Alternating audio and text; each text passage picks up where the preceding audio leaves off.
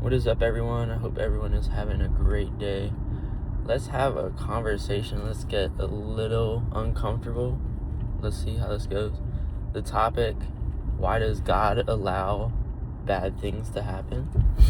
Now, if I wasn't driving and I could sit down, I can use the resources available and I can give out some better context.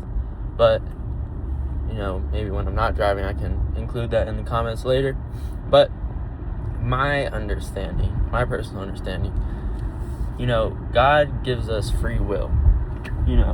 We have the will to choose if we want to walk right or if we want to walk left, if we want to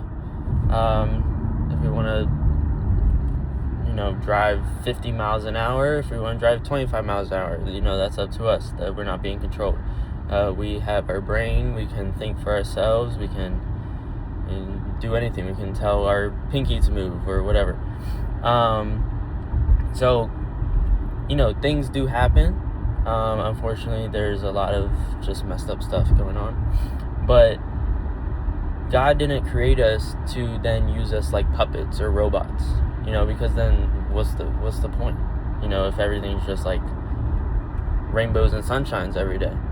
He created us that we can have, by our free will and our minds, that we are able to learn and we are able to see what is right and what is wrong and to seek first His kingdom. So yes, there's a ton of bad stuff happen, and God could easily, snap His fingers and then boom, everything's right. But where's the lesson in that, So it's up to us, the believers, to witness to those that are not believers, to show the world what it means to be a follower of God. So that's the topic. That's my message. Let me know what you guys think. If you guys have different